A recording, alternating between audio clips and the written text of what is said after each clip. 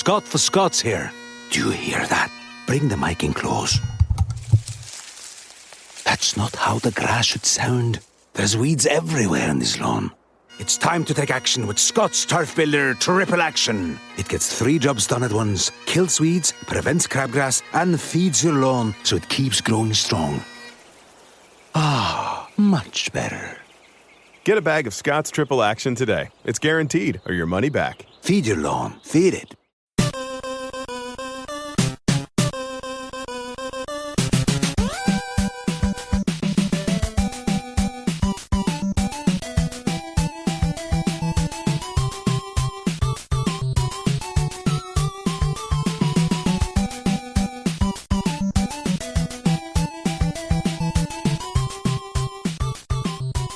Welcome to the family here on Purple Mafia. I am your host, Paladino Joey, or Joey Awajan. Purple Mafia is available on iTunes, Google Podcasts, Stitcher, and Double Twist. Thank you once again for joining me today. Sorry about the kind of delayed show release because the game was a little bit of a funny time and then the schedule constraints. I got busy with other things, so other plans kind of got in the way a little bit. So here I am on Monday morning once again talking about the Minnesota Vikings. Well, there's good news. 3 really nice things happened. The Packers lost, and even Mike McCarthy got fired. That's kind of crazy. The Detroit Lions lost. Well, they weren't going to make it anyway. The Chicago Bears lost to the New York Giants. Yeah, so everything's great. All we have to do is beat the Patriots, and everything's going to be A-okay. Just got to go beat the Patriots. That's the easiest thing of all time. At least ever since Tom Brady became the quarterback, but it's cool. We can do it. No, we didn't, and we didn't look good doing it either. 24-10, New England over Minnesota. Are you surprised? Well, it's like, not really. I'm not really. Maybe some of you might be. It's more the surprise of how frustrating it was and how just lame it was. The offensive play calling was offensive. It was terrible. John DeFilippo is not as advertised. Nice and creative last week against a lousy defense and a team that's completely falling apart and lost to the Arizona Cardinals at home. That's definitely a way to get your coach fired. They lost to the Arizona Cardinals at home. In cold weather with snow coming down, Arizona. Okay, it was more like flurries, but still, it was snow and windy. Arizona rookie quarterback, yeah, not much else going on. Well, their defense showed up a little bit. The Bears lost to the New York Giants. The Bears lost to one of the worst teams in football. And you can't, and it's just like, I don't know. But we can't even show up and do anything. It's just kind of what it is. I'm not too surprised, and I don't know. I don't think this team's chances of making the playoffs are good at all. I remember last week when, if Minnesota beats Green Bay, their playoff chances are 73%.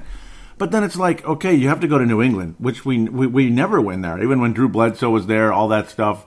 Drew Bledsoe with that miracle comeback. I mean, Dante Culpepper somehow beat the Patriots in 2000, but they were like weak then, and Drew Bledsoe wasn't the elite quarterback he was back in 94 against the Warren Moon-led Vikings. But at the same time, I mean, it's just you're hoping for something, and of course nothing happens. The creativity last week gone. The defense was solid for the most part until the Vikings tied the game up, and then the New England Patriots just kind of marched right down the field as if it was like, okay, I'm sorry. I guess it's a tie game now. We have to get serious for a couple seconds. And that's basically what happened. I felt like the Patriots were toying with us almost at some point.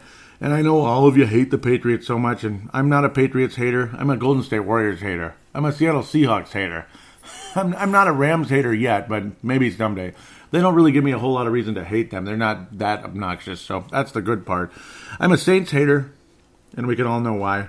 I don't know. Sure, it's old news, but the same coach is still there and the same quarterback and all that. Why am I even getting into that? Let's just look at some of the details in the game today, some of the wild, crazy stuff. Kirk Cousins averaged about 4.5 yards a attempt in the game. That's not a winning formula. It was actually 4.6. Tom Brady, 9.7. Made it look easy. I mean, Brady just makes it look easy. Let's be honest. He is the greatest quarterback of all time. Kirk Cousins, the old chuck and duck, kind of chuck and ducked him when we were behind and hoping for the best. And, of course, a couple of tipped interception. Man, I mean, that one was a little bit devastating, a little bit frustrating, but was it all that surprising? No. Aldrick Robinson, I thought he could have had that. Just imagine if he actually caught that sucker, but no, I was tipped up and intercepted. Kadri Ismail style. Stefan Diggs was, well, he was perfect. He caught everything coming his way, but he wasn't open most of the time. Throughout this game, we made the New England Patriots defense look like the 85 Bears. We really did. Or let's say the early 2000s Patriots, when their defense was incredible. This defense has been bend but don't break for a while. It's better this year than it was last year under a certain Detroit Lions head coach. I think we've talked about old Patty over there, Matt Patricia, Pat the Patriot. I think we've talked about him enough. Well, we'll talk about him again when we play the Lions another time coming up not too far from now. Heading to Seattle next week. That's not going to be a fun game, not going to be an easy game. Of course, we'll talk about that in segment number 2, along with all the other scores and fascinating events that took place. Again, Mike McCarthy gone. Joe Philbin, the former Miami Dolphins coach and Green Bay Packers assistant before, is obviously back with Mike McCarthy again, or, well, when Mike McCarthy was the coach. Philbin will be the interim coach for now, and we'll see what happens. John DeFilippo, he's a hot commodity. Well, he shouldn't be. He's not that good. John DeFilippo is not that good. Intriguing ideas brought up as to why on some of the callers. There was a female caller, older lady from Wyoming. That was an awesome call, actually. Talking she really summed everything up because she's seen everything. This woman saw everything from 61 to 2018. She saw all 4 Super Bowls. She saw all the different coaching staffs all the way up to today. Pretty fascinating stuff. And interesting perspective there when you see somebody that, when you hear from someone that's been there for all of it. She said basically that Mike Zimmer brought in DeFilippo probably because of, well, John DeFilippo's offense in Philadelphia, not that it was his, but he was the quarterback's coach in that offense, carved up Mike Zimmer's defense. That Mike Zimmer's more of a traditional defender, and he needs to hire people that are more creative on defense and more creative on offense, this and that. And he thought it was an interesting hire because that offense carved up Minnesota's defense, which is pretty hard to do, you would think, until, well, certain creative young coaches have come in the league, like McVay, and even Sean Payton's offense is crazy. Bill Belichick and all that. There's all kinds of creativity there. Josh McDaniels, he was a jackass of a head coach, but he's one hell of an offensive coordinator with the creativities and such. Bend but don't break with the rules also with the Patriots. They broke some rules here and there, but in the past, but I'm still a fan, but again, do you think I was cheering for him today? Of course not, or should I say yesterday? Of course not. But the creativity with the coaches, and that's what the Vikings have lacked since 1961. Since 1961, you had a great defensive coach in Bud Grant, but you didn't have a whole lot of creativity on the other side of the ball. And it's at the same time, the head coach needs to just be the head coach rather than the defensive coordinator, which is what Mike Zimmer is doing. He needs a creative defensive coordinator that can match up with a creative offensive coordinator on the other side of the ball, along with, again, a creative offensive coordinator that could really be spectacular. We thought that's what John DeFilippo was, and it doesn't look like it. Norv Turner, that's like the dinosaur age, of course, and we saw the result there. It wasn't good. I mean, it worked in the 90s with the Dallas Cowboys and all that. Fantastic, but I don't know. It doesn't work today, unfortunately. I love the 1990s in the NFL and all that, but it didn't work today. And very awesome perspective from she was an older lady from the Wyoming area. Pretty cool call in. I loved listening to Ventline, AM 1500, to get perspective from fans, and some of them are pretty damn cool, and that was a really good one. And she was saying basically that's why this team lost 4 Super Bowls, and that's why this team has, well, frustrated us forever. We've had good players, we've had good coaches, but there's always something missing, and it's always a pendulum, like Dennis Green. It's all offense, no defense. Like Mike Zimmer, I mean, you need an offensive line like you need to breathe, and unfortunately, when you have a defensive approach, you just continue to take cornerbacks and this back and that back, and you ignore the offensive line, and it's stuff like that has hurt this team. In the Dennis Green era, it was all offensive players, and you continue to ignore the defensive line and all that. You take an athletic linebacker like Dwayne Rudd, who was good for 1 year, or 2, 97, 98. By 99, he was pretty much garbage. He pretty much got exposed and beat. And you get Mike Zimmer again, who it seems like every draft is focused defensively. And then you gamble with wide receivers in the first round, and we see what's happening there. when you have a high draft pick, don't take a wide receiver. Unless it is like Julio Jones. I mean, like, without a doubt. Like, without a doubt, this guy is going to be a dominant player. Unless it's Julio Jones, and that is a need like no tomorrow. When you need offensive line and defensive line, this and that, you got to focus in the trenches. As boring as it is in the draft, as boring as it is heading into training camp, oh, how exciting is it to watch this left tackle go over and over again. Well, it's exciting when your quarterback isn't on his back, because how do you beat any quarterback? How did the New York Giants beat Tom Brady? Twice. How did Philadelphia get to Tom Brady and finish him off, despite allowing the most amount of yards of all time on both sides of the ball? New England and Philadelphia both allowed the most amount of yards of all time in that game. But how did they ultimately finish the job? They got to Tom Brady, right? Well, we have a quarterback on our sidelines, and our line of scrimmage, all that, under center. You pressure him even a little bit, and, well, he goes from a top 5 talent to a bottom 5. Okay, maybe not that bad, but a below-average quarterback at best. He goes to, like, the next Wade Wilson, the next Trent Dilfer. He makes Trent Dilfer-like plays when he's under pressure. He'll just gamble, chuck and duck, and what happens when you chuck and duck? You end up screaming a word that rhymes with chuck and duck, and I can't use that right now, but you end up using that word with the result of it. And that's basically what happened once again. And I don't know. I mean, the offensive line sucks, and we all know that. Certain guys on that offensive line do a better job than what it appears, because other players aren't up to the challenge. They're not up to it. And the offensive scheme isn't the correct scheme against this defense, that defense, against this formation, that formation. We're just getting out-coached every single week, it seems like. And, well, getting out-coached by Bill Belichick is kind of a commonplace thing, but I don't know. It's getting old. It's getting really old. Mike Zimmer and the Vikings, John DeFilippo, out-coached Mike McCarthy, but Mike McCarthy's gas had run out over there, boy. I mean, there was nothing left in the fuel tank with the Green Bay Packers and Mike McCarthy as their head coach. But, again, they continue to twist and turn and spin and go all over the place, because that's the kind of situation it is. You just sit here throwing your arms up in the air and just realizing this is our fate. This is our fate. I mean, we're back to... It's not as disastrous as 2016. It's not, because, well, that year was just a complete flop. But at the same time, I would hope we're not going to lose to a terrible Colts team by like 30 points at home, but we'll see what happens there. That would be really something. I would hope that's not going to happen, but who knows? But it's as disappointing. In fact, you could argue it's much more disappointing because, again, $84 million quarterback, and again, clearly his weaknesses are getting like any other quarterback, but with him it's even more so, because are getting any type of rush, any type of hurry, any type of pressure, and he's going to fold. He's going to make a mistake. He's going to fall on his ass. He's going to get radical and start trying to be Magic Johnson on cleats with the football.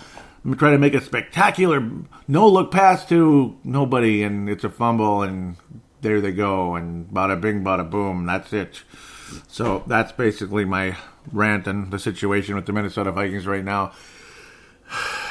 Dalvin Cook, things were going good. In fact, things were going extremely good, and we only gave him the ball 9 times in terms of rushing. Oh, we passed the ball to him quite a few times, but it was not in good situations. Latavius Murray, not very effective, as the old 2 yards in a cloud of dust. Dalvin Cook's average per carry, 9.3. That was helped by a 32-yard scamper pretty early, which was pretty fun. But still, 84 yards on 9 rushes. It was working.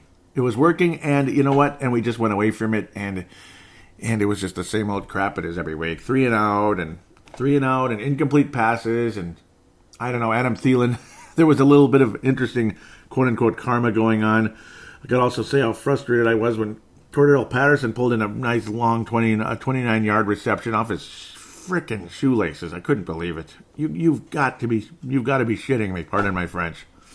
That guy wouldn't do that if a gun was to his... that guy wouldn't do that if his life depended on it when he was wearing purple.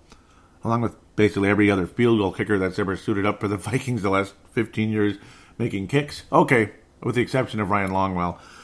I'm going all over the place, and I apologize. But a bit of a skirmish going on with Adam Thielen and Bill Belichick during a 4th and 1, or a short third down that the Vikings ended up getting from the referees, a very generous call. Mr. Belichick throwing the challenge flag. Also, another player going down with injury. We'll get to what Adam Thielen and Bill Belichick had to say, this and that. There was a little skirmish in terms of war of words between the two on the sidelines there. Adam Thielen basically yelling at Bill Belichick, basically like it's cheap, basically. I'm guessing that's what he said because all you saw was the back of his helmet, swinging his arms at Mr. Belichick, and Belichick responded with, shut the, you get the idea, shut the bleep up. And, well, that's how that went.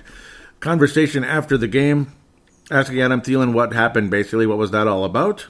Adam Thielen says to the reporters, I just thought the play was cheap. I wasn't directing frustration towards him.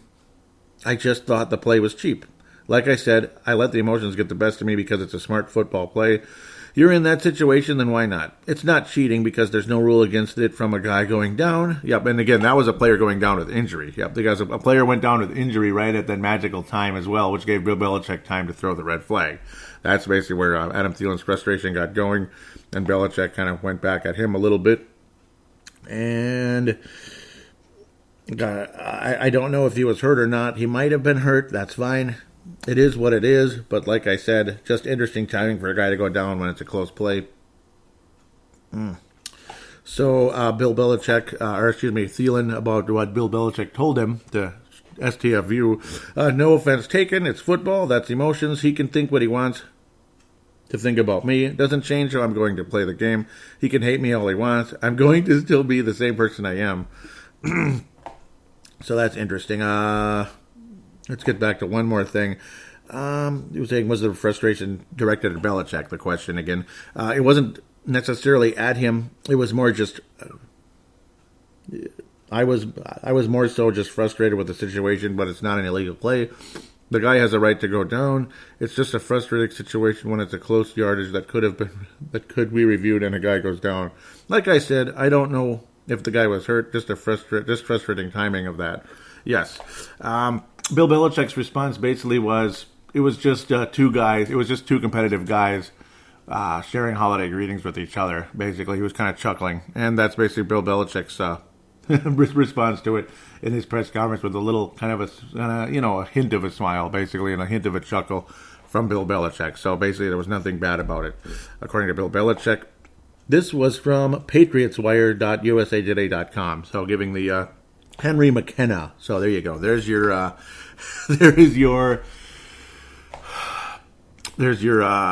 citing the media source that got the quotes and all that. But of course, I'm sure there's local ones too, but I had to get something going, and I'm totally fine to give a shout out to them. So again, frustrating situation, a game that just kind of drove you absolutely nuts, a situation with this team that shows me that I don't think things are adding up to the Vikings making the playoffs this year, because, well, the Vikings are in 7th place right now. 6 teams make the playoffs from each conference. And, well, I mean, it's nothing. I'm not here bad-mouthing the team. I'm not here just trying to be negative. It's, well, you have to go on the road against the team that is the current 6th seed. You have to go on the road there, and a team that you don't play well against. So, again, you don't typically play well against. In fact, we've lost 4 in a row against them, and, well, we'll talk about that more, the history, in the second segment. But that's where the frustration comes in, and that's where the fears come in as well. The chances of this team making the playoffs are very slim, I think, right now because of that. But, well, I mean, go ahead and win the last 3 games after that and feel better, I suppose. Chicago, Detroit, Miami, very winnable games, including Chicago in the season finale. But, of course, that team, very dangerous. And, well, they're probably going to have home field in the first round of the playoffs. They will not have a first-round bye. That's pretty much a given, I got to think, regardless of how many more games the Rams or the Saints lose. I don't think either one of them is going to lose their first-round bye. With that, I'll pass out the awards for this show. Crazy, frustrating game, and, again, a state of the Vikings a bit right now. A miniature state of the Vikings in this show, more so than just sitting down and detail after detail after detail. Because, well, I guess I went into other details, you could say, in that during the course of the game. So, and I'll say again, the karma coming back at Thielen. I'll come back to this real briefly. After the whole exchange with Bill Belichick, Thielen had what looked like could have been a spectacular play, which would have set the Vikings up first and goal, very close to the end zone. I think it would have been like the 5-yard line. Oh, I mean, he might have even had a touchdown on the play, possibly, but he was going down as he was catching it, so odds are he probably wouldn't have got in. But the ball just went off his fingertips, and that's unfortunate. A play usually Adam Thielen makes, and he did not make it there. It looked like it slipped off of his fingers or something. And I don't know, I guess that was the old Belichick karma. So, whatever it is, it is. The awards for the show. The Fran Tarkington Award is going to go to, offensively, I'd have to say Stephon Diggs. He was freaking awesome. I loved it. Dan Bailey, again, missed a 48-yarder. He's got to make those, and it's like, I don't know. What a valuable kicker he was in the past with Dallas, and he's just not the same guy since coming here. And I don't know. It was a money issue with Dallas, but he also struggled a bit last year with the groin injury. I don't know what to say otherwise. Linval Joseph was wonderful throughout the game. Eric Kendricks had 16 tackles in the game, including an interception. He was very active defensively, but he got beat quite a bit as well, so I don't think I really want to give it to him at the end of the day. Offensively, though, it's got to be Stephon Diggs. Is there anybody defensively that I want to hand it to? Also, again, another important thing, Trey Waynes had his second concussion of the season, and odds are he will probably not play next week against the Seattle Seahawks. So that's extremely frustrating there. The Vikings also, again, 0 sacks in the game. So here I do go into detail at the moment. 0 sacks in the game at the end of the day. Danielle Hunter is going to get the, at least he pressured Tom Brady and made it interesting at times, including a couple tackles for loss. So I'm going to give the defensive version of the Fran Tarkington Award is he's going to share it with Stephon Diggs. In a game like this, nobody superly stood out like I'm going to go, oh my God, he's wonderful. So I'm going to share it with Danielle Hunter and Stephon Diggs for the Fran Tarkington Award. Christian Ponder Memorial, it's the offensive play calling, it's the overall coaching. I'm just sick of it right now. I'm sick of it. I mean, we look like morons out there. And I'm tired of it, and I think everybody else is as well. At least most of you, except some of you that only wear purple shades and don't want to really be honest about the situation. It's not good. It's not good. I expected more, and I think most of you did as well. Again, doesn't help when you have a bad offensive line. And again, that comes back to Rick Spielman as well. Rick Spielman absolutely takes a huge amount of blame. I'm sick of it. I'm frustrated. I'm sure everyone else is as well. So with that, I'll stop jumping. I'll stop twirling around, twisting in the wind like the wind outside right now. So, and come back for segment number 2 for something hopefully a little bit more, I don't know, a little more cheery, a little more fun, I guess, other than this.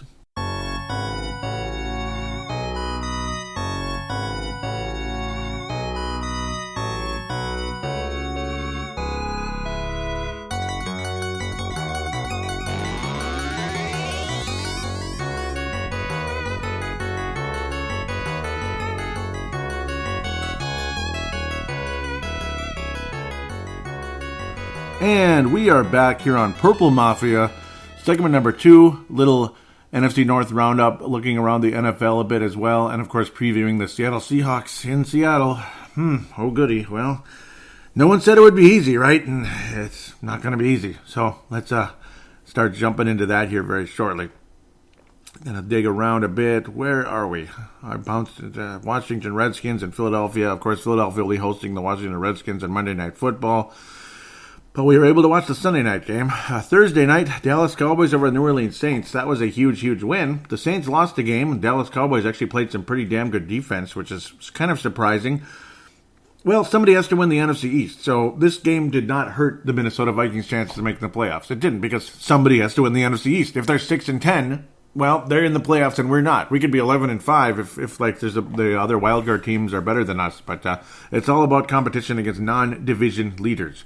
So Dallas is probably going to win the NFC East this year, probably because Philadelphia stinks. Washington lost their quarterback due to a Joe Theismann, literally a Joe Theismann situation on the same day. That's insane and kind of sad and kind of sick also. Just like I remember Tony Coleman a few weeks back showed that back-to-back first-round picks had ACLs in the same exact spot. That's unbelievable. Dalvin Cook and then, of course, Mike Hughes. Same exact spot in U.S. Bank Stadium, literally like within a square foot. A square foot. What are the odds of that? It's nuts. I mean, we're talking like there's some kind of demonic black hole or something there. I mean, it's that kind of crazy. So that's how insane odds that is. Let's get to New Orleans and Dallas. Well, the Saints lost the game, and that's good. I don't like the Saints anymore. I don't like the Cowboys either. I really don't like the Cowboys. I just don't.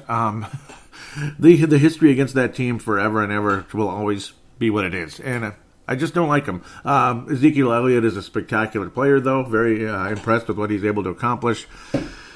Dak Prescott's a bit overrated, I think, but his accuracy is what it is. Sounds like Troy Aikman a bit overrated, but again, accuracy. Got the job done. Sometimes his decision-making is not at Aikman's level, though. And of course, again, why did the Dallas Cowboys win 3 Super Bowls? Yes, Emmitt Smith was a spectacular running back.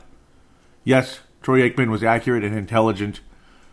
But what's the number one reason the Dallas Cowboys won 3 Super Bowls? Anyone? Anyone? Yeah, you know what it is, don't you? It's the 5 guys in front, right? The center, the guards, and the tackles. That's right. That's why Emmitt Smith's the number one running back of all time, yardage-wise, and that's why the Cowboys won 3 Super Bowls pretty handily in the 90s. So that's why. Yeah, if you can't bring Troy Aikman down, you're not going to beat the Dallas Cowboys. If you can't beat Kirk Cousins down, you're not going to beat the Minnesota Vikings. Kirk Cousins is a spectacular quarterback when he has proper protection. He makes stupid mistakes here and there, but, again, your offense might be so dynamic and so spectacular if you have an offensive line that can protect Kirk Cousins. It would get to a point the offense would be so spectacular that it wouldn't even matter. We're so far ahead that, he did that, so now they have a somewhat of a sporting chance to get back in it, but we'll see. That type of thing. But that's the way it is. Dallas against New Orleans. It's making me think more about history rather than anything else. I remember Dallas used to basically punish the New Orleans Saints all the time, so it was interesting seeing New Orleans being the shocking team on the other side. Shockingly losing to Dallas, where, remember when the Saints once in a blue moon would beat the Cowboys, and it was like sweet as hell, and it was awesome, and I loved it, and I loved seeing the Cowboys lose, and the Saints got it, and I used to love the Saints so much. That was fun. Saints had a pretty good defense in some of those years as well back in the day. I can't even remember who their coaches were. I know Jim Mora was the coach for quite a while, and we all know what Jim Mora is, and we all know what he would say about the Vikings situation right now, and I do believe Gerald String brings that back into the picture again in the Facebook page. We'll talk about that when we get there. Let's move forward. That's just one game, but a very significant one, helping the LA Rams kind of attempt to regain some type of a chance to get the home field advantage throughout the playoffs. But again, the Saints own that tiebreaker, so Saints remain numero uno. Atlanta Falcons suck, and it's sad because they were good. They had a really good team, a good defense, and incredible offense. And they can't beat anybody. They lost a home game against the Baltimore Ravens, who are hanging on to playoff hopes. They're 7-5. Falcons are done and dusted. 4-8. That's it. Once you lose your 8th game, you're done and dusted. Packers can only win 8 games if they run the table, and they're not going to run the table. 26-16, Baltimore over the Atlanta Falcons. Lamar Jackson was in for a concussion protocol, ended up coming back, so good for him. Sam Cook, that sounds like Sam Adams there. That sounds like they own Jim Cook, though. Sorry, it's Jim Cook. But that made me think about that. It's like Sam Adams and Jim Cook. Robert Griffin III got a little bit of action for a couple seconds when Lamar Jackson was in the concussion protocol. Lamar Jackson did nothing special. All he did was lose a fumble that went for 6 ultimately. I believe it was 60 yards. But Baltimore won the game anyway, with also forcing a turnover on Matt Ryan and other such situations. Good overall game for the Baltimore Ravens and not so much for the Atlanta Falcons. Lamar Jackson, much more spectacular on the ground than running in the particular game. He did run in a touchdown, so good for him. Let's attempt feebly to move forward. We're going to skip over the Detroit game for now because we do the NFC North last. Denver over Cincinnati, 24-10. The Bengals are finished, and is it finally over for Marvin Lewis? I don't know. It's got to be, right? Denver is pretty much not that exciting of a team. They're not going to win anything this year either. They're kind of sort of hanging on at 6-6. What a nasty record. Cincinnati 5-7. They are just putrid again after a really strong start, like they do almost every freaking year. They'll tease you for a little bit, and then down they go. Rams versus Detroit, Arizona versus Green Bay. We'll come back to those. Miami over Buffalo, and that'll be the Vikings' opponent in a few weeks here. 21-17. Miami Dolphins hanging on to their playoff lives a little bit there as well. Ryan Tannehill back in the mix again and doing not a bad job. Josh Allen, a couple touchdown passes, but a couple of turnovers as well. Nice to see the Dolphins kind of hanging on. They're 6-6 also. They'll be competing against Denver, but a nice game for Ryan Tannehill against the Buffalo defense that looked like the 85 Bears against a certain purple club back at the beginning of the season. New York, Chicago, will leave that alone temporarily. Tampa Bay Buccaneers win another game, and Carolina lost, so that's helpful for Minnesota. That is a helpful loss, but again, the Vikings doing nothing to take advantage of it. Ugh, it sucks. Carolina's down to 6-6, so they're going to have a hell of a time making it as well. So, but Seattle is still hanging on. Washington, believe it or not, still has one of the playoff berths. So that actually does give the Vikings a good chance because I don't think Washington's winning anything. I really don't. I don't think they're going to make the playoffs. I'd be shocked. We could actually say it's safe to say we're going to cheer for the Eagles tonight, which is funny. But then again, that put the Eagles kind of in the hunt. Isn't that kind of weird? Wow, they would both be 6-6 when you sit down and think about it. Carolina as well, which would create a complete logjam for the postseason. Tampa Bay won the first 3 games, lost the next 7. Now they've won 2 in a row. Tampa Bay Buccaneers, are they streaky? Yeah, I would say they're streaky, but that's about it. Huge loss for Carolina, though, and I'm happy about that. Jacksonville over Indianapolis, 6-0. Yeah, we're going to just keep going. Hell with that. Cleveland stunk against Houston, but Houston has been really outstanding. They had a weak start to the season. Now they're 9-3. They are just coasting. They are rolling. They have won like crazy. They look like a team on a mission now, and good for them. They're probably not gonna catch Kansas City, despite the events that took place. Obviously, the original event took place last February. Apparently, I'm not gonna get into that. You know what? I'm just not. I'm just gonna stick to football. I'm sorry, both sides. I don't know. I'm just going to leave that alone. I don't even want to get into it. I just don't.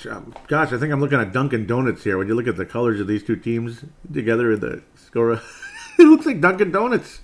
That's really funny. But Cleveland, very disappointing game. I mean, I was excited to watch this game because it's like, okay, Baker Mayfield, he's really been stepping up and all that, because I actually did watch this. It was on Channel 4. I either got to watch Green Bay and Arizona or Cleveland, Houston. I eventually switched over to Green Bay and Arizona because how awful this game was. So I missed like the first half or so of the Green Bay Arizona game. I saw bits and pieces of it, but then I'm like, I want to see what Baker Mayfield can do, and he stunk. And it was like, it was so disappointing. Houston just dominated, and it's like I got to remind myself just how good Houston is right now.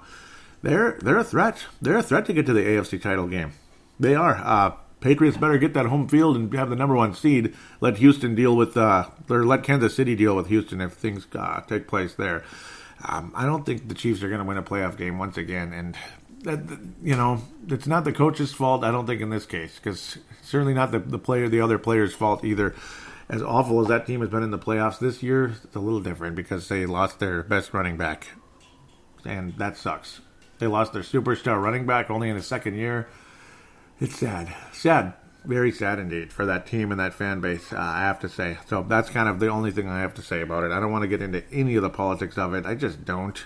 We all have our opinions, but I just going to keep my mouth shut here. Tennessee over the New York Jets. Kind of a meh game again. Tennessee, New York, both, I would say, non-playoff or fringe playoff in Houston's case. Much better team last year than this year. They're only 6-6, and the Jets have lost 6 games in a row. They're terrible. Let's just keep going. Terrible. Let's just keep going if humanly possible. Kansas City over Oakland. Oakland Raiders with a nice game. Kansas City manages to score 4 points despite the loss of their star running back. Patrick Mahomes, spectacular still. Derek Carr with maybe his best game since the ankle injury. I'm happy to see Derek Carr playing better. Nice. Completed almost over 3/4 of his passes. 3 touchdowns, no interceptions, quarterback rating 123.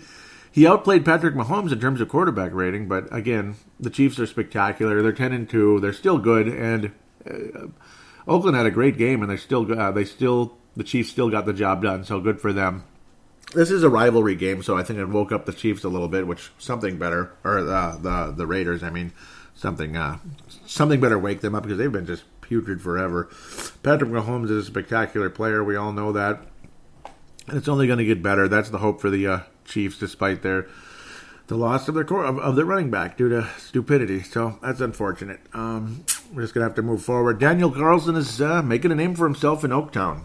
And if he's going to make a name for himself somewhere, it better be there, I guess. Though ultimately it's going to be in Las Vegas. Daniel Carlson, we do remember who that is, right? The guy who missed 3 field goals in Green Bay earlier this year for the Minnesota Vikings.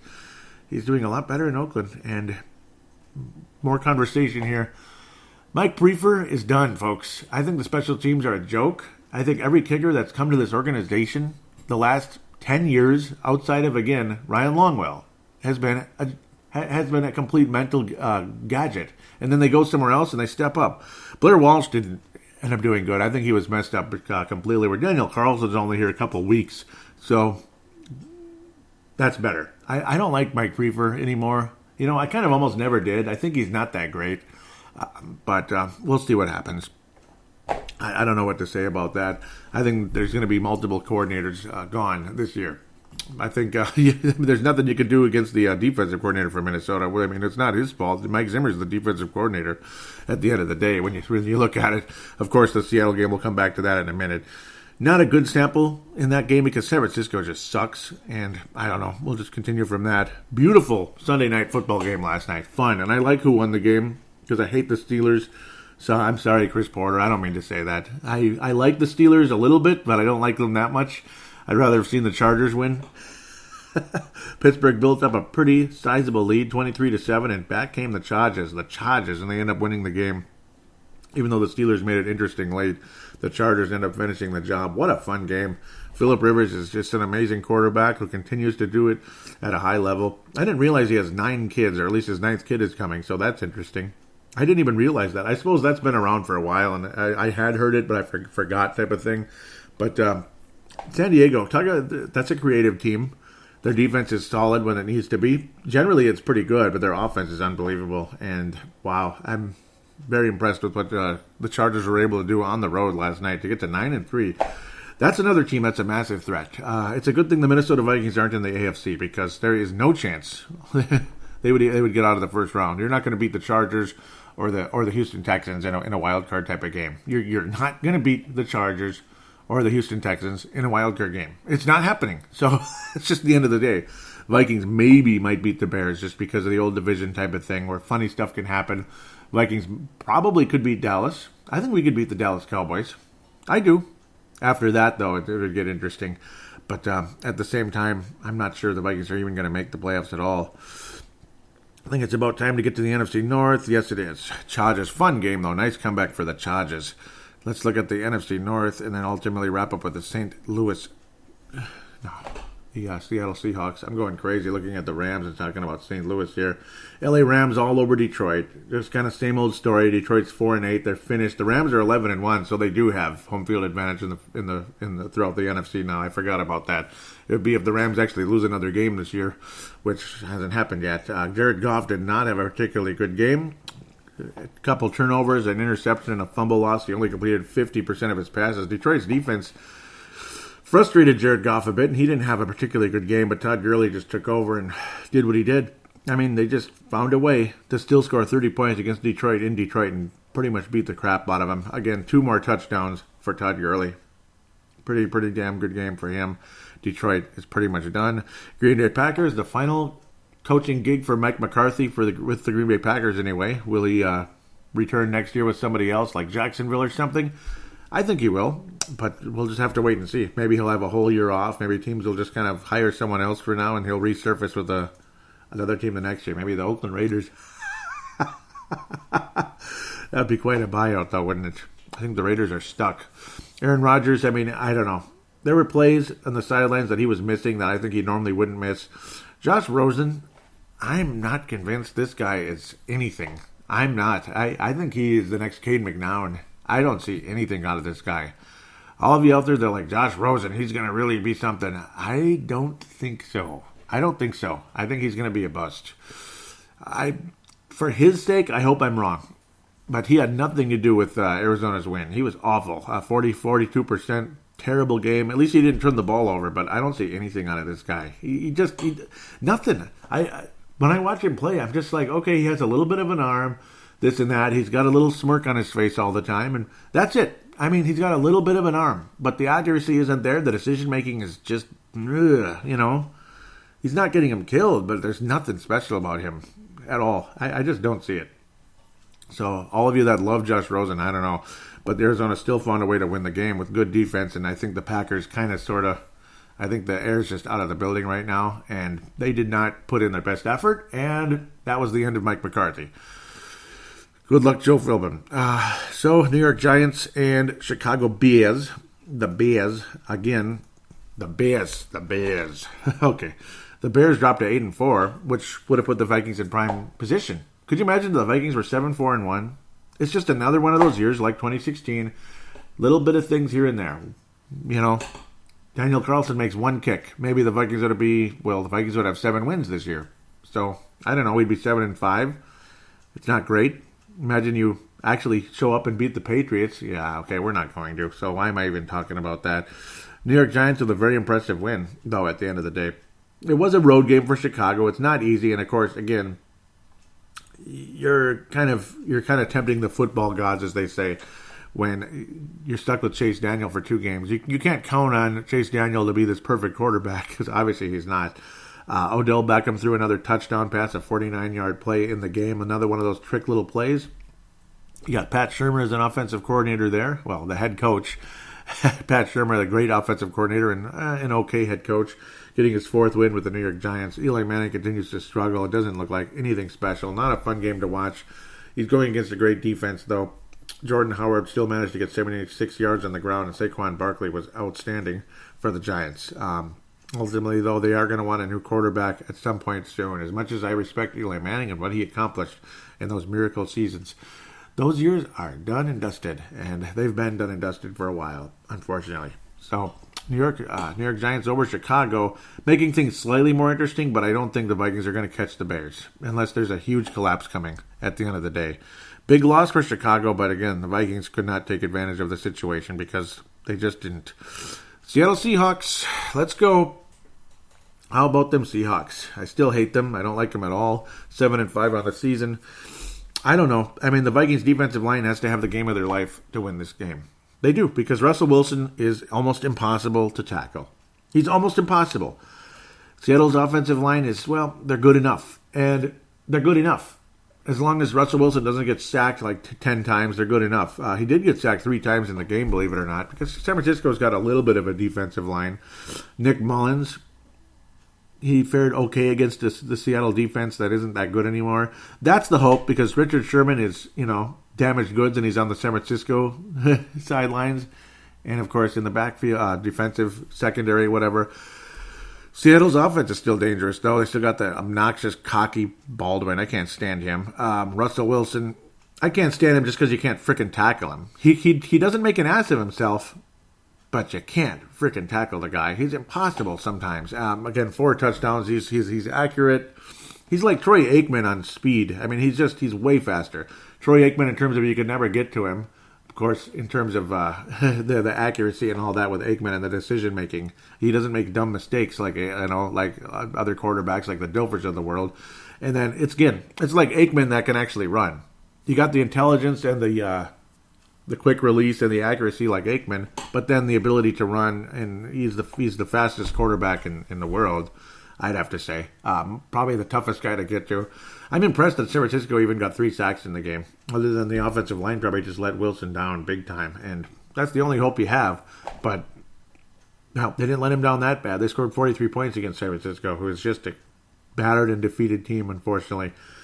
I feel bad for them because I like the 49ers, but the only good part is they're going to get a very, very, very high draft pick. And, offensive line, defensive line, they have their quarterback.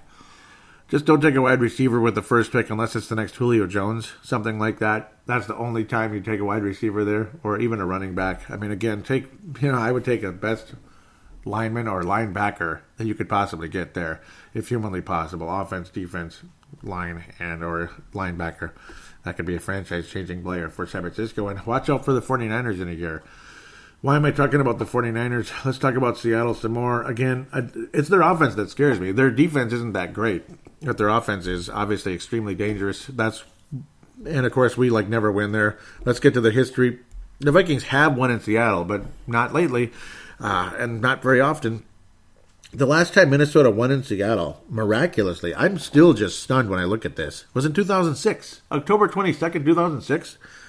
After that demolition derby that happened back in '02, when we went there with Mike Tice's coach. We beat Seattle pretty handily in the Metrodome in 2003, 34-7. That's crazy.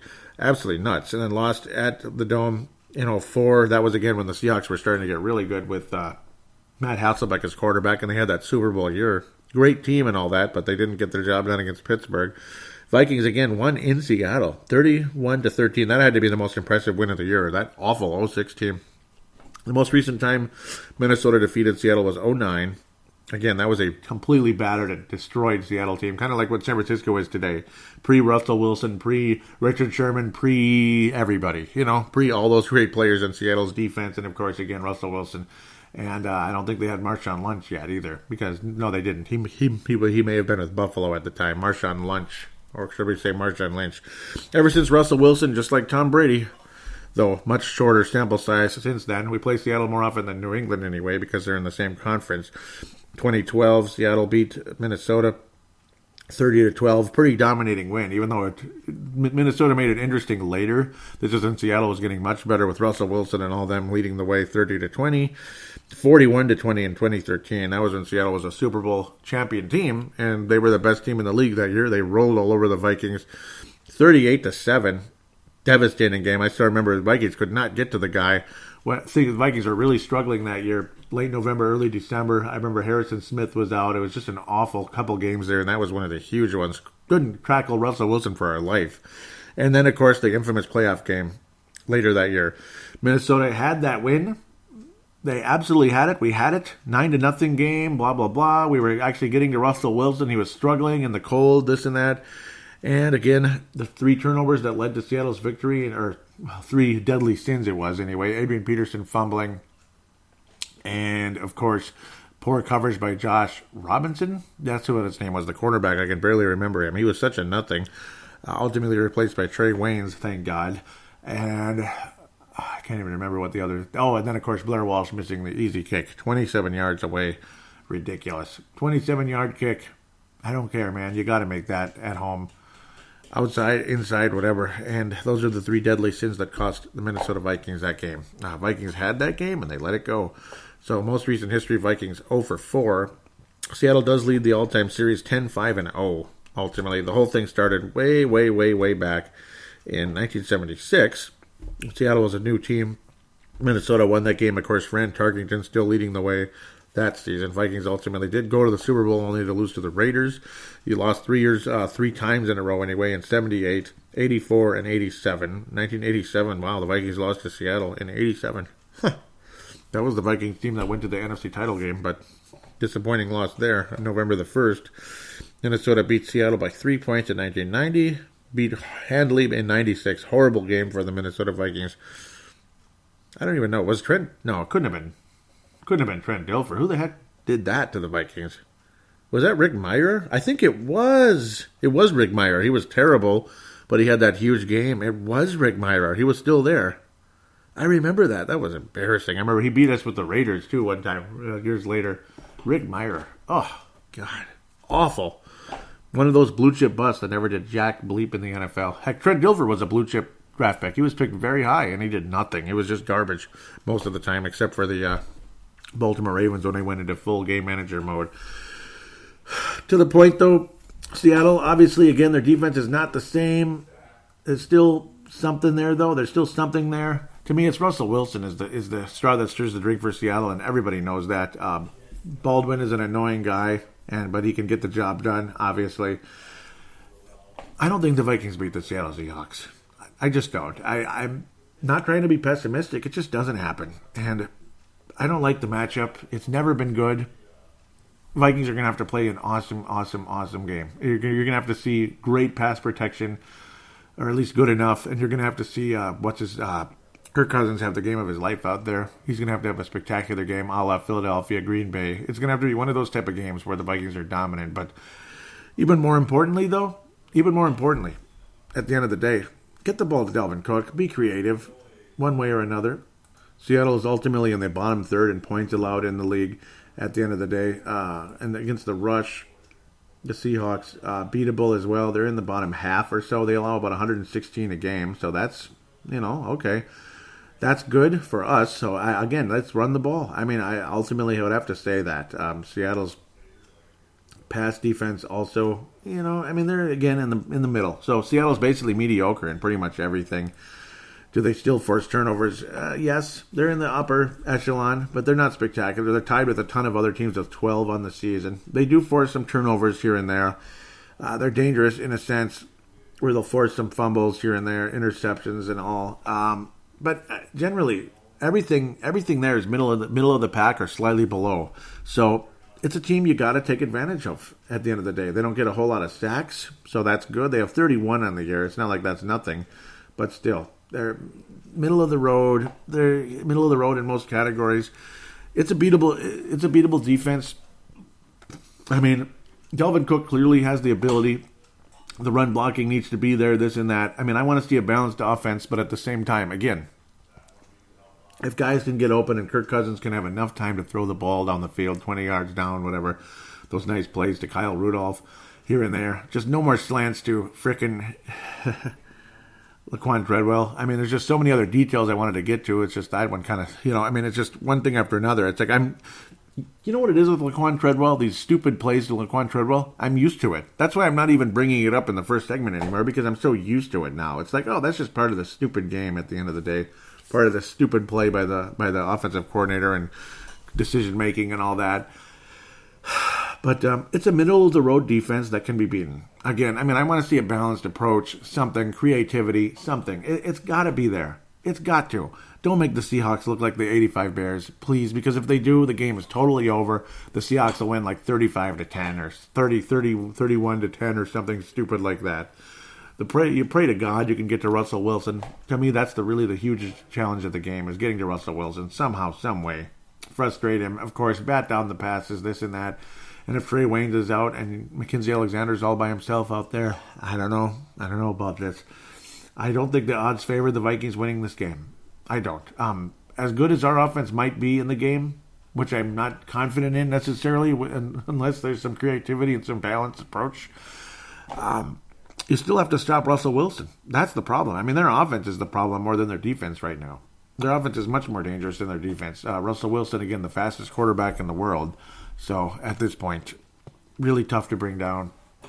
I think Seattle wins the game, unfortunately. I think it's going to be something along the likes of 27-24, 27-21, something like that. But I think Seattle's going to win the game, and we're going to be just as mad and frustrated as ever. And we're just going to have to hope and pray other teams lose. And that's about it. You're just going to have to scoreboard watch the rest of the way, when hopefully we can control our destiny against Miami, Detroit, Chicago at the end of the day. I mean, that's what it's going to have to be at that point. And it's unfortunate. We get to scoreboard watch after losing to Seattle. And the only hope is, again, that, Seattle's going to make it, more than likely. And then you have to hope and pray that someone else loses. And that's about all you can say about that at the end of the day. So I'm going to take a quick break. Gather ourselves, and, get back to fan interaction, hear what you guys have to say. We will hear 2 calls from Mad Martin leading things off.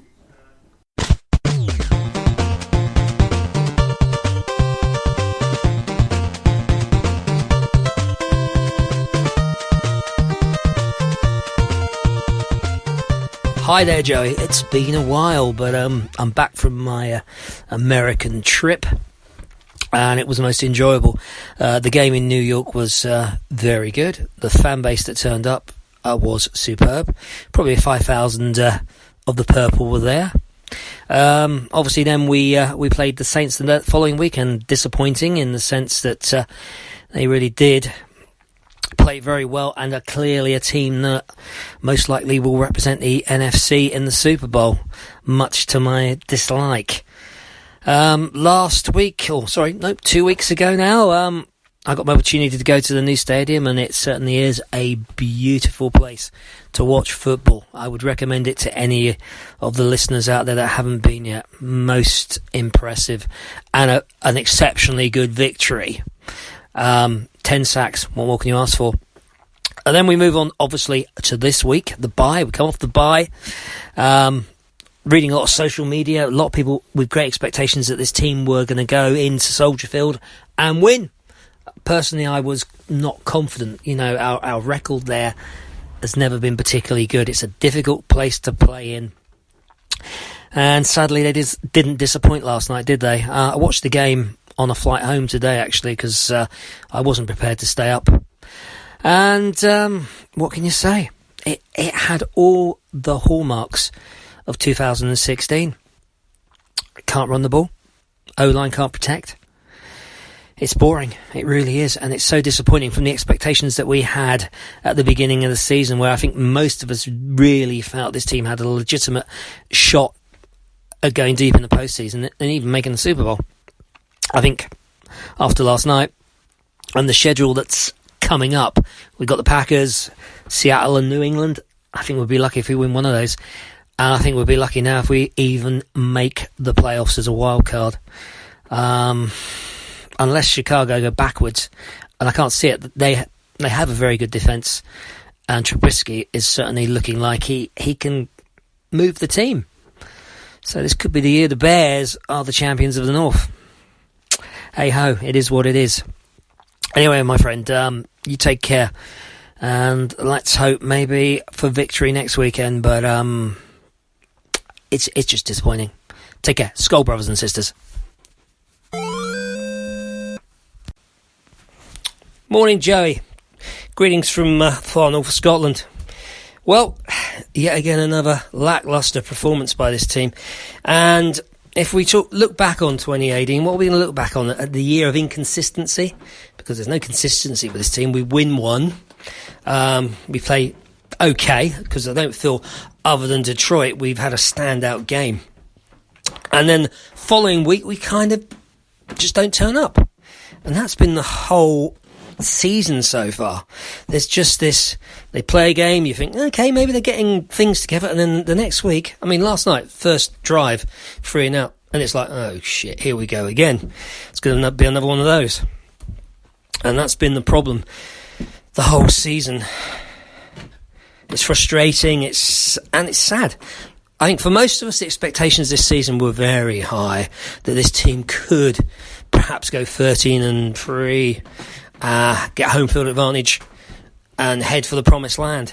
And what we've seen is pretty much, I feel, a rerun of 2016. What was the difference between this year and last year for me? Case Keenum. The guy was Houdini.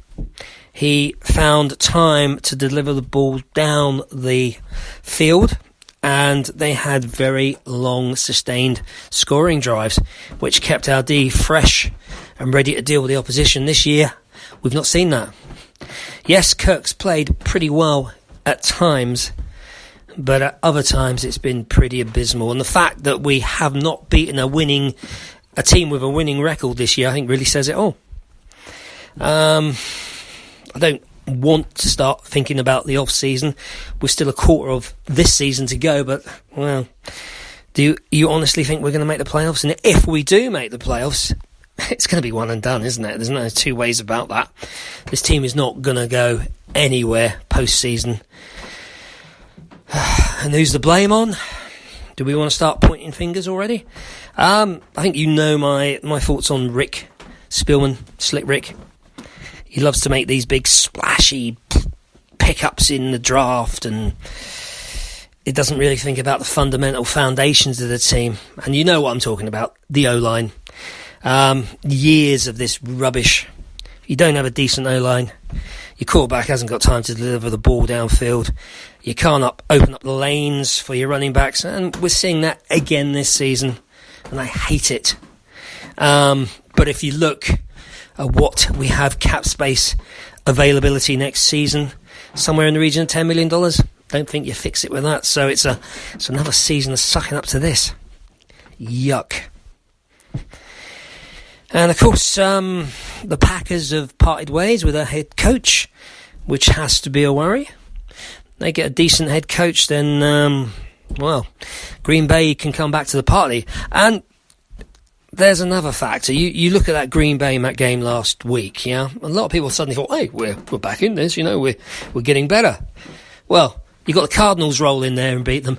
That says all about that, doesn't it, really? It says it all about the fact, yeah, we can beat a very crappy Packers team. Big deal. We can't beat a great, and they're not a great Patriots team this season. They're a decent team, and we can't even beat them. That's me. I'm off.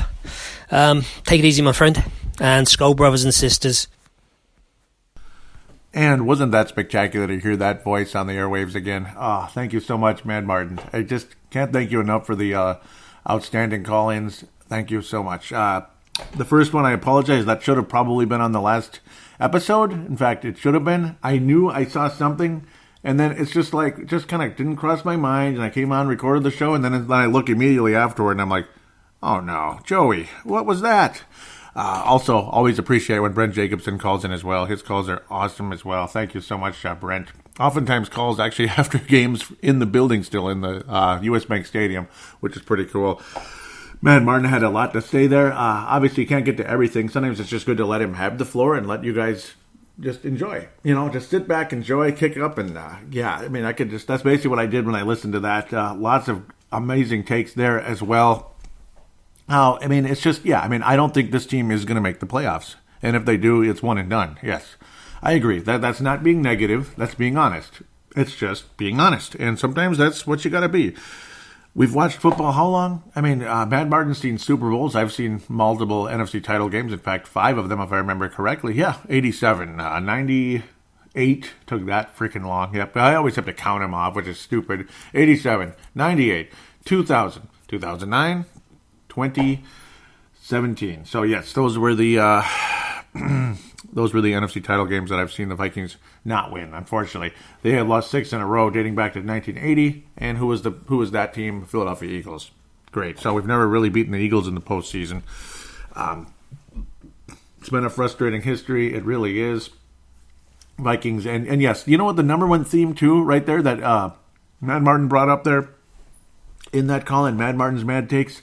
This is the second one. The first one as well, though, too.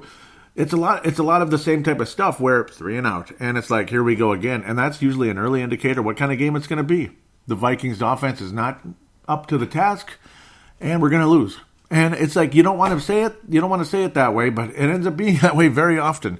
Vikings' offense didn't start well against Green Bay either, and then things kicked in, and ultimately losing to Arizona at home, against a quarterback I'm not convinced Josh Rosen is even going to be a middle-tier quarterback in the NFL.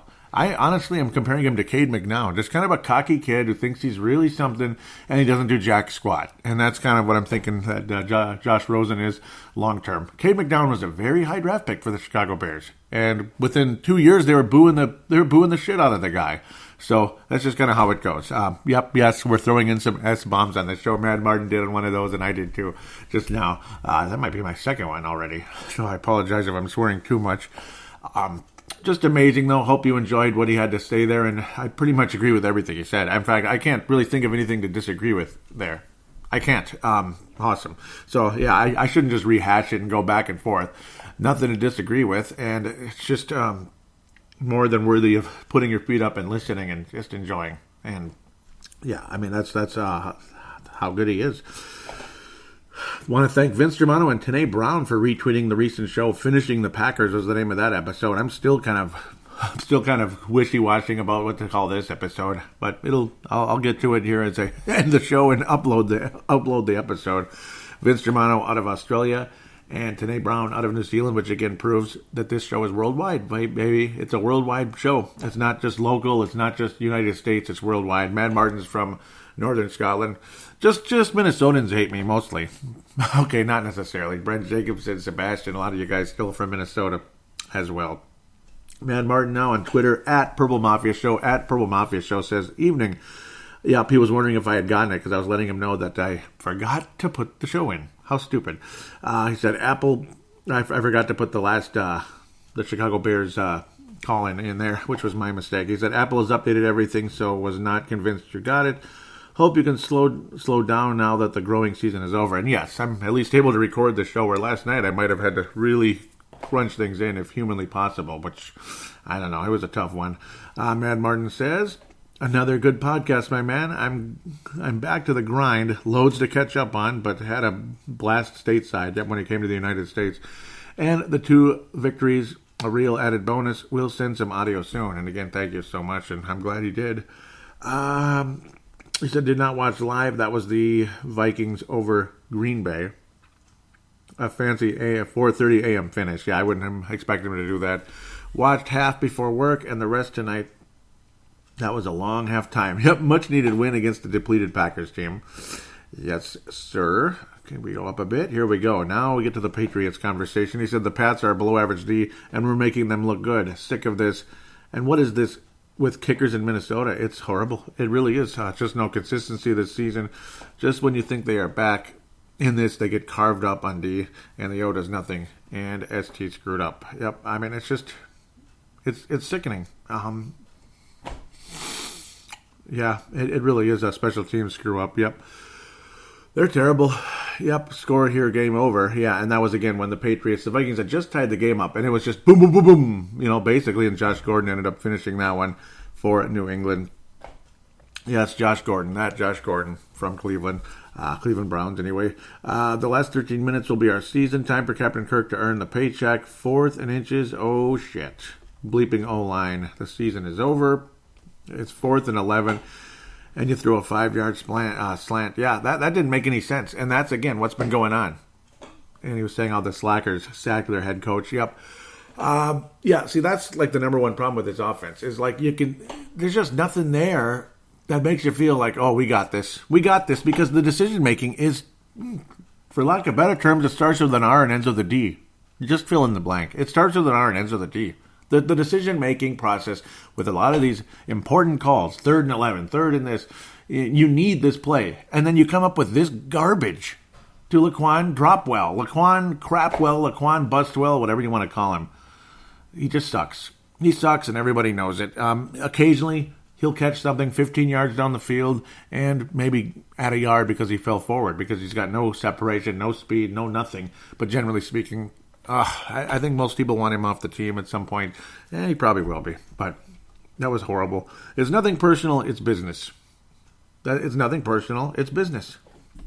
Mad Martin says season over, and yeah, I not yet, but the Seattle game will probably be the nail in the coffin, in my humble opinion. And again, it's not trying to be negative. It's not bad-mouthing the team.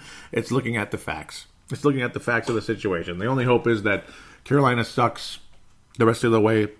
Washington's not going to make the playoffs. If the Washington Redskins make the playoffs, I'll be beyond shocked. They're not going to make it. They're just not. I think Carolina is the ultimate threat, obviously.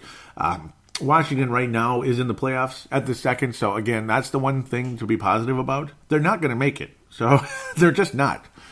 So, we'll move on from that. I was saying how the ending to the Sunday night football game was hilarious. Go Chargers. Malcolm McSween liked that tweet. Malcolm out of the southern part of California there. That was funny. That was a funny ending because it was 3 offsides. And actually, it would have been 4, but then they declined it because the young man actually made the kick that time after missing the first one badly. Offsides, gets a re-kick. The next one was blocked, but that's because the Steelers were way offside for that one. They jumped way too early, so of course they're able to block the kick. So I'm not sure what to go with that one. Steelers just kind of gave up there in a way. They made 4 consecutive offsides, which is hilarious. Ultimately, a 29-yarder, a 39-yarder turned into a 29-yarder, and San Diego ends up finishing the job. Now, again, even if the young man missed the kick, the Steelers wouldn't necessarily have won the game because, well, the Chargers had all the momentum and all that. It would have just had to go to overtime. That's the only difference. But Chargers ultimately finished the job. Mad Martin just recently says, "Morning, Joey. Sent you some audio, and thank you so much. Crappy mood after that performance yesterday. I'm resigned to the fact that the season's over." Me too. Final tweet here from Dave Martin, Mad Martin, and it is, well, that's what it will take for the season to have any chance at a playoff berth. And he was saying, again, I was saying thank you so much. I have both audios on the show. I honestly believe we're not going to make the playoffs this year. It's not looking like it's going to happen. Winning in Seattle is not easy ever. And then Mad Martin says, well, that's what it will take for this team to have any chance at a playoff berth. And yes, winning in Seattle, and I do think the Vikings will make it. But again, winning in Seattle, yeah. Somehow we won in 2006, which is the weirdest thing ever. I mean, yes, you beat Seattle in Seattle in 2006 when the team sucked and they weren't even close to the playoffs. And you had a head coach that was, yeah, you had that guy, the kick-ass offense. Well, we still have a kick-ass offense because we're still doing the same crap in the Brad Childress era. That's basically what John DeFilippo was turning into as the next Brad bleeping Childress. Wait a minute. Another coach from Philadelphia. Oh, no. Yeah, you sit down and think that over. It's the curse of Philadelphia, right? Yeah, we can't beat them in the playoffs, and we can't win with any of their coaches, like Childress, and all that in his kick-ass offense. And it was so kick-ass that we kept throwing short passes to Nafahu Tahi, and that really accomplished a lot. Not. Okay, Twitter account is finished for now. Thank you again, Mad Martin. You are a superb star candidate for this episode. He's getting a star. It's going to be way up there. And his Hall of Fame, Purple Mafia Hall of Fame plaque has already been made. It's just an announcement at the end of the season on State of the Vikings. That plaque has already been made. It's shiny and it's ready to go. He's it's already been made. Look at me foreshadowing like always, but that's how I roll. Let's get to the post-game thread. Want to thank all of you, Josh Mayer Henry and others, and Brett McCarthy. We're keeping things very fun and active during the in-game thread. I'll screw around at the end of it here. The in-game thread. There were more comments than that before. That's weird how that does that. Come on, just load. Okay. So the last couple ones here. Brad McCarthy was saying, "Wow, Filippo can go to the pack. Goodbye." And Josh, Mayor Henry out of Colorado says, tired of this game. And yeah, it was terrible. They were cursing and getting frustrated. Yankee Zong said, well, we officially suck on every side of the ball thus far.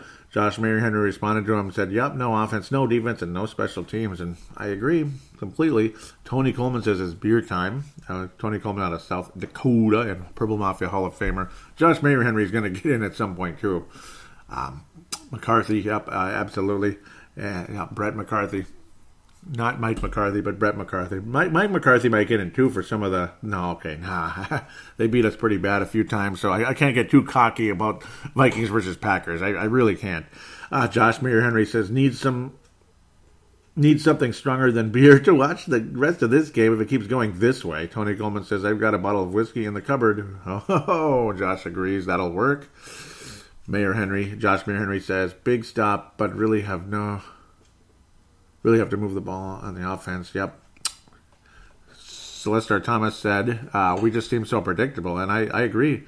I love the run, Tommy, run little thing, because Tom Brady ran for 5 yards and then did the little first down salute, basically, with a smile on his face. He reached 1,000 yards for his career, so run, Tommy, run. And you know what? He's the best. Tom Brady is the best. Eric Mustard would say, okay, give Cook the ball, please, and continue from there. I was basically saying if New England plays defense like this, they'll win the Super Bowl. But Celestar Thomas is like, no, our offense is just that bad. And yeah, it's not run well at all. So I agree with Celestar Thomas there. He says, we totally are being outcoached. Eric Mustard says, okay, revive plan, give Cook the ball, and I should have clarified the first time, do not hold. Yeah, yep, that's right. There was a stupid holding call as well on one of those nice runs that ended up being knocked out. Dave Hickey says, this is hard to watch. We need a turnover, blah, blah, blah. We continue. And I'm not saying blah, blah, blah to Dave Hickey. I apologize. I didn't mean it that way. Yep. Yeah, it's pretty much about it. Here we go. Yankee says, not sure why Zimmer bothered to give these peanut challenges. It's only 1/2 yard. But at the end of the day, that one was the right call. And, hey, we had to get that. So ultimately it ended up working out, thankfully. But interesting thought process there by Yankee out of Brooklyn Center. Josh Mariner was saying they did get the stop. We have another chance at going after Brady, getting him off the field. Yankee said he wasn't sure if the D was going to show because they've been running all over the field easily. Yankee says, I guess it was up to the D to show up for third down. Good play. And yes, it was. That was nice. Yep, Daniil Hunter again. That's why he ended up winding up with the Player of the Year. Yeah, he's a candidate for that. But the Fran Tarkington Award. So we continue to move forward. Nice Kermit meme there. I like that one from Eric Mustard. He says, don't say anything about the current drive. You'll curse it. Don't say anything about the current drive. And yep, Kermit's like holding his mouth like, nope. That was funny. It was a nice play. Yeah, this is longer than I thought. So, yeah, if I kept going, it would have been all day. So, Dave Hickey was saying, I don't like how they don't call obvious pass interference on Thielen in the end zone. Then the Pats going to call a few minutes later on a PI. How about that verbal exchange between Belichick and Thielen? Bill told him to shut the F up. What sportsmanship? Yep, and then, again, tired of this game. Yep, Mark Carlson says, why 4th down and you throw the treadmill? And that's how it always is. Tony Coleman says, I know you like the Pats, Joey, but I can't stand them. Yeah. Oh, here we go. Terry Paulding was saying, how can the Patriots challenge forward progress? And at the end of the day, yeah. Frustrating overall game. Let's get to the post-game thread, what I need to go to at this point, and then there were a couple other posts as well that I better get to here before I skip them out. I know Ali Siddiqui had something as well, so I don't want to be rude and push that to the side when I don't need to do that. Mark Carlson even as well. Brent Jacobson says ex-Viking Cordero Patterson shows he should have been on the hands team. Oh, God, yeah, because he accidentally grabbed Henry Anderson's something accidentally last week. So, against the Jets. That was kind of a funny video. I think there was a comment in there somewhere. Yep, I was saying yowzers. Mark Carlson says Thursday Night Football. And I have the network, and of course, Mark Carlson from Iowa, Brent Jacobson from the Lakeville area. Mark Carlson says Thursday Night Football, and I have the network on while making dinner. Saints and Cowboys and the show hosts are all over how the Cowboys are going to win the NFC East. As if that's anything, right? So true, I guess. But as the hosts bicker and brag about the game tonight, I sure don't see things going the Cowboy way against a 10-1 Saints team. Anyways, Gold Paladino, Joey, and Cribble Mafia fans, I'm looking forward to Sunday's big game, Mark from Iowa. And interesting how things changed there in a big way. I was thinking it's going to be a lot of fun. Hopefully the Vikings can pull off a pretty significant upset. And Mark Carlson's stunned. He was saying, wow, the Saints only scored 10 points. Is that Dallas D for real? Well, it was for that game, I guess. Quite surprised with how things turned out there. Ollie Siddiqui with a very nice post. The VikingAge.com. Vikings flashback. Minnesota's last win in New England, and that was, again, 2000. Dante Culpepper leading the way against a pretty mediocre Patriots team. That was fun, and I appreciated him saying that. I was saying, it's been a really, really, really long time. Ollie Siddiqui says he was a freshman in high school, and I had just gotten out of, I was 21, and I was working at U.S. Bank, a very small type of job. Just proofreading papers, basically. And I missed that job because it was so easy. But, of course, it was such an easy job that the job went away. So that's how things go. I got laid off. So that's what happens when it's an easy job. They're just giving money away, basically. That's life, though. Now we'll get to the post-game thread. The post-game Vikings versus Patriots. 7 comments, but some of them are very big. Eric Mustard says, well, at least no one else won in the NFC North. And, the whole NFC North lost. Can you imagine? Brett McCarthy says, I just don't understand this offense and the play calling. Is it the OC or the players? They act like they don't want to win. If they don't make the playoffs, at least we'll have a good draft pick this year. And I agree with that part. I mean, please, this time, please. Please. Can we say it one more time? Did someone say guard? Please. Take a guard. Todd Vandermeer says that was a shit show. Todd Vandermeer's out of Indiana. Gerald String says, not much to say, Joey. Yeah, but he does say a lot. That's the funny part. He does say, look at the size of that comment. Not much to say, Joey. Now, again, the Facebook page is facebook.com/Purple Mafia Show, facebook.com/Purple Mafia Show. And I do want to give a shout out to MN Vikings Haven. I rudely forgot that last week, so I'm not even saying where my page is, much less his. MN Vikings Haven. Trevor Wickerin is the founder of that Facebook page. In-game threads, Vikings news, this and that, similar to this one, but no podcast, and a very fun, interactive page. Lots of people on there do interact there, and I encourage you to join it. And Trevor Wickerin, kind enough to allow me to post links to Purple Mafia on that page. So thanks again for that. I'm much obliged to give you a shout out. Gerald String out of Nebraska, Purple Mafia Hall of Famer. Of course, Mark Carlson is as well. He says, not much to say, Joey. We just can't handle the big spots. Just aren't a very good team right now. Just look, we are 31st in the league on cap space, so we couldn't even afford Billy Weavers right now. I love how he did that. We need to learn I was like, how it was Willie Beavers and his Billy Weavers, right? Billy Weavers. I love that. Need to learn how to build through the draft like the Patriots/Steelers do. We are number one in the league on salaries paid. $172,076,338. I don't think it's too complicated here. Your depth goes to crap when you pay too few players too much money. I love Xavier as much as anyone. Can't stay on the field. Cousins is the highest paid second tier. Yes, and he is second tier quarterback in the league. Sorry, but that's what I think.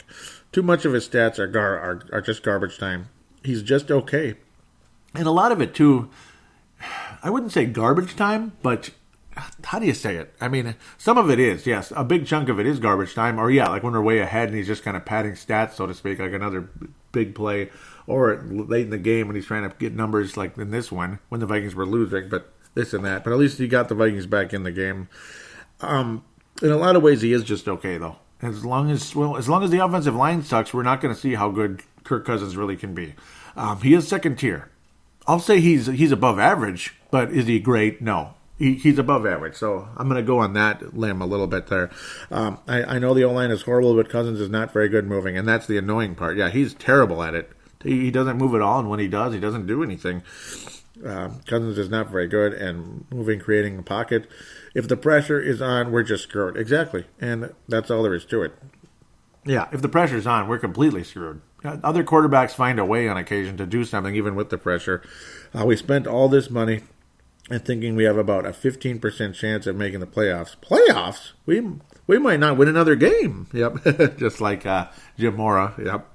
Dave Hickey out of Iowa, and his plaque is already pretty much made too. Yep, if you know what I mean. His Hall of Fame plaque. He says, I hate to be such a downer, but it's the Patriots late in the year. Who really thought we were going to go to New England and win? Not me.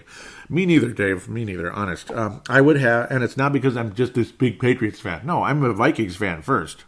and I didn't think we're going to win the game. I'm just being honest. We never beat them. I mean, like it or not, I could hate the Patriots, and I'd say we never beat them. So... Not me. I would have loved a victory. The Pats seemed to get all the calls, and once again, it played out that way. Interceptions, stupid play calling equals a loss, and there was stupid play calling. One more from Dave Hickey. He says, it's been a tough season. Close losses to the Rams, New Orleans, and the Bears, and most of these were self-inflicted losses. We lose the O-line coach right before the season, plus key injuries on that below-average line. A new quarterback and an OC2.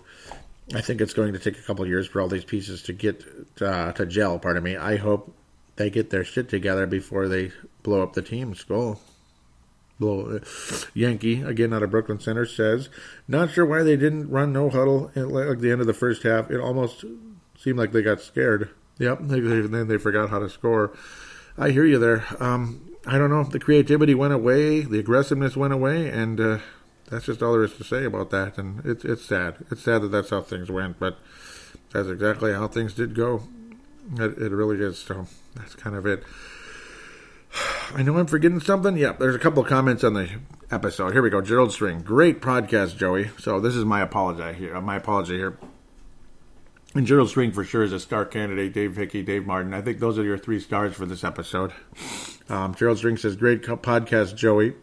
Really enjoyed the last part. Don't know when the Vikings will ever win a Super Bowl, but I agree with you. It will be when we least expect it. Yeah, see? It will be when we least expect it. Like a 10-6, 9-7, and then it's just, gall dang it, this is our year. We're going to do it. And that's exactly how I feel, too. Sometimes I end shows that way because I get these feelings, and that's what I'm feeling now, too. Didn't give the Eagles much of a chance when Wentz went down last year. It'll be great whenever it happens. I think over history, I believe they are the best team that has not reached that milestone yet. It could actually happen this year. Would be a long shot, but you never know. Thanks for the time and the work you do, especially for all the stats and history you research, or just plain remember. Great talent, Skoll. Thank you so much, Gerald. God bless you for that. And I love going into history, and now I've been doing that more often with the... I had it up. It was that NFL database or football database. That's what it is, and that's where you can dig up the history of the two teams and all that. And of course, my memory too can be very good when you look at Dennis Green and all that up to today. It's a lot of fun. So Then Gerald String adds another one. He says, writing this post-Patriots game won't happen until Brady retires, LOL. Yeah, I don't think so. Yep, because, again, we never beat the Patriots, and they're probably going to win the AFC again, and I think so. The Chiefs never win playoff games. Again, we go back, so you want to talk about history with the Chiefs. 1993, an older Joe Montana took the Chiefs to the AFC title game only to lose to Buffalo, which was a bummer. And, well, they haven't won a playoff game since. Despite multiple 13-3 teams, they haven't won a playoff game since. And I don't know, the Elvis Gerbach team, and what was the other guy that, what was his name, Bono? The backup quarterback. He was like Joe Montana's. He was a third-string quarterback when it was Montana Young and Bono, and then it was Steve Bono, I believe. Yeah, Steve Bono, and then Steve Bono remained Montana's backup, and then he went to the Chiefs. And then Gerbach went to the Chiefs. Gerbach was Young's backup after Bono left later. So there were three 49er quarterbacks that went to the Chiefs, and then ultimately Trent Green. On all those good years of Trent Green, that guy was really something. In the Dick Vermeil days of Kansas City, and they still didn't win a playoff game, even though they had a St. Louis Rams type of offense for a couple of years there at least. Great running game, incredible offensive line, and they didn't win a single playoff game. Marty Schottenheimer, for the most part, he was a playoff failure as well, though he did, again, lead that Montana team to the AFC title game. And, again, they lost to Buffalo. So Chiefs have underachieved in the playoffs, and the events and all that stuff that happened and all that, and everyone, the Pitchfork Nation doing what they do and all that. It's just, it's tiring, and I feel for Chiefs fans. That's all I got to say. I don't know. I mean, I understand this, I understand that, but it's still tiring. So let's pretty much end it with that. The stars for this episode. Sheesh. Gold star is going to go to Mad Martin and Gerald String. I'm going to have you guys both have a gold star. I mean, you're just both so amazing with what you had to say. Good takes, very detailed, strong takes on the game, and thank you so much for the nice things you had to say also, Gerald. But again, great takes from Gerald, great takes from Mad Martin, incredible football conversation. Silver star is going to go to Dave Hickey.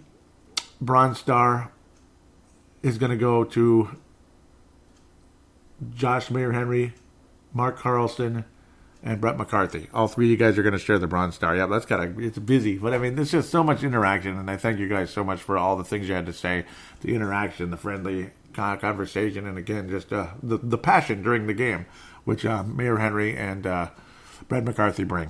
They bring a lot of wonderful in-game conversation, and it really helps. So, and it needs to be recognized. It absolutely does. So, thanks again so much. I'm in a giving mood. I often am, but I mean more than ever today.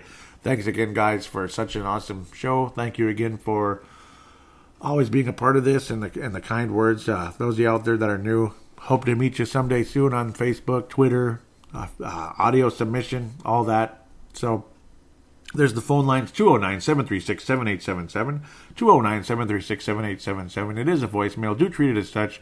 Mention you're calling in for Purple Mafia. Do your statement, shout out, comment, question, and opine. Very simple stuff. There's the call now button on the Facebook page, which goes to the same phone line through Facebook Messenger, so it's free regardless where you're from across the world. Again, that one's a 3-minute limit. It cuts you off after 3 minutes because it is an actual voicemail, but then it, of course, comes here on the fan interaction segment. And then the audio submission route, which I highly, highly recommend. Highly recommend that. That's what Dave Martin uses out of Northern Scotland. Just use whatever smart device you have, or even Audacity. Maybe you have an Audacity on your laptop, desktop, whatever it is, with a real microphone. I think that's what Mad Martin does, because that audio quality is freaking awesome. So it's got to be something like that. I mean, he sounds like a real podcaster at the very least. Does Mad Martin? So I mean, that's basically what you do. You save it. Email it to paladinolive@yahoo.com. Paladinolive@yahoo.com. Again, if you have your free voice recording application on your smart device or Audacity, whatever it is, save it, email it to that email address, paladinolive@yahoo.com. I will then take it out and convert it into an MP3 file, thanks to Zamzar.com. Love that website, and I appreciate it very much. More than happy to give them a free plug because of what that website provides for this show. Gives me those MP3 files so I can put you on there. So, again, thank you again very much. those of you out there that are that are able to, that haven't already, please write a positive rating on iTunes about Purple Mafia if you could. It could still use some help.